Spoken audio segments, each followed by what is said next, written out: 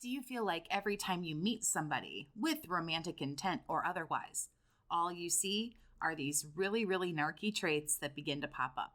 In this video, I'll be talking about why survivors sometimes feel like everywhere they look, they see a narc. And since it all happened to me, I would definitely know.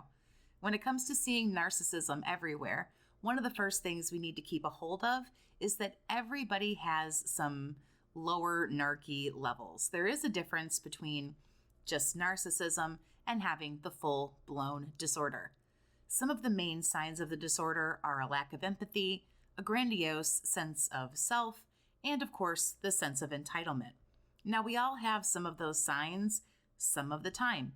There are days where we don't feel well. We might be a little bit more selfish. There are also people in this world who want to tell you that you're selfish if you do anything for yourself, and that can give you the wrong idea. If we have a healthy self-esteem and we're sure of ourselves, some people can actually see this as having the disorder, and it's not. Some traits like feeling good about yourself, having good, healthy self-esteem, knowing who you are is just that. It's healthy. Most people have days or times where they act like a jerk, or they do something they know is wrong, or maybe they feel entitled to something that they didn't get. This is pretty much called normal. But because narcissism runs on a spectrum, you are going to see these things out in the world. We all have a little bit of it, and as you know, some of us have, well, a lot of it. The difference between having a normal or healthy amount and having the disorder, the difference is the signs I just talked about a moment ago, but those are always happening. As few days as most of us are behaving badly, that's pretty much how many days a narc is maybe kind or thoughtful. It's all of the signs of narcissism presenting themselves almost all of the time, multiplied by 10. So you might happen across a person and have a terrible experience with them, but you have no idea they're having a terrible time. They're rude or selfish and don't seem to have any empathy. Hell, there are days where personally there are things going on in my life. I don't have much time to have empathy or sympathy for others. I do my best to never let that show, but I'm human just like the rest of us. And I always try my best to be on top of my game, but let's face it, survivor, this is life. It's not always easy. If it's ever easy, we're going through things, and that's okay. But what's happening, though, is because we have been with a super toxic narc, maybe more than one, as soon as we see any small indicators or signs of no empathy, selfishness, or anything else, we recoil and we backtrack. We become a little hypersensitive to people. In my case, we become very hypersensitive to people. We start to actually look for the signs of abuse. And we can actually confuse toxicity with, again, someone just having a bad time. Unfortunately, a lot of times we do this without really giving the person a chance to act differently.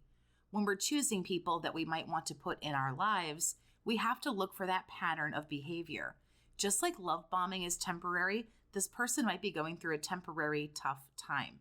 We need to see the pattern, not just a few little things here and there out of place. But again, all we're looking for are those very specific signs that anybody can really display at one time or another.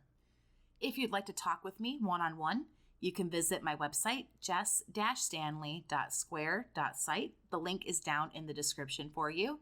My services and skills are listed there, and I will have even more information and tools for survivors available there very soon. Now, I want to add a big however, because we can be a little touchy when somebody isn't acting the way that we think that they would normally be or the way that they should be. But I just kind of wanted to talk about that little bit first here, where we might be a little hypersensitive and we're looking for these very specific things that basically everyone can display from time to time. I know that literally my whole career is talking about narcissism and working with people to help get through it, but the terms narcissist and narcissism and all of that, they are vastly overused. You might go on a few dates with a person and they're late every time. They seem selfish, they seem rude, and you go, wow, what a narc. So you don't see them anymore. You stamp narc on their forehead and you keep it moving. You know, the truth here is some people are just, cover your ears if you're sensitive, Some people in this world are just rude. They're pushy, they're demanding, they're mean, they're assholes. And that's not a narcissist. It's also not somebody that you want to be around either. It doesn't have to be a narc for you to not want to be around them. They don't have to have the disorder for you to go, no, I actually really don't like that. No, thank you.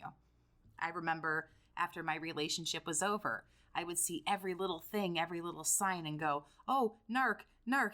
And it's just simply not true. Narcissism is one thing. To have healthy levels, again, good self-esteem. You feel good about who you are. You know how you are. The disorder is so way to the extreme. I've come across people, and I know you have too, they're just selfish. They're just kind of in their own little world. They're mean, or they're not very emotionally mature or available.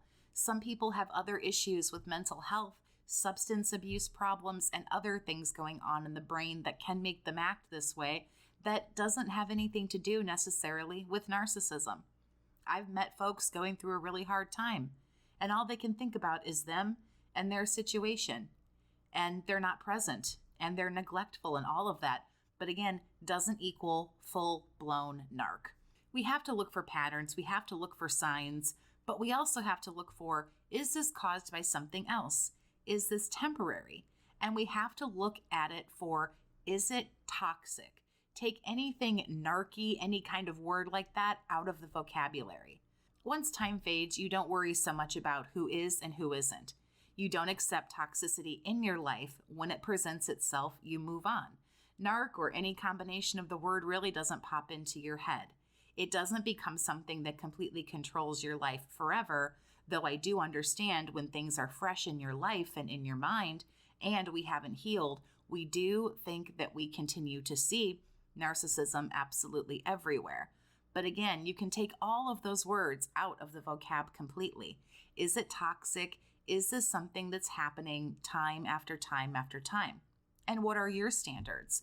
What are your boundaries? Don't let it get to the point of you've been love bombed for 4 months. If they're rude, if they're late, if they're this and that, and it doesn't align with your standards and boundaries and you've healed, then you need to move on. And you can move on before you get in too far, too fast, and you don't really know who you're dealing with. That's why it's so important to go slow and take your time and figure out who is this and what is happening here.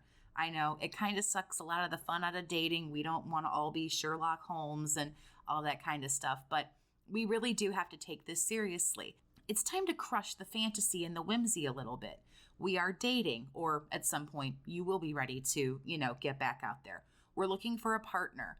This is not a fairy tale. This isn't a romance novel. We need to know what's happening here to say, is this person a partner that we want to spend a good amount of time with? So do you see signs of narcissism everywhere? Did you used to see things like that, but maybe you don't anymore? Did you ever feel hypersensitive and like everybody was a narc? Share with me how you're thinking and feeling down in the comments. Thanks so much for listening. Have a great day, survivor, and take care of yourself.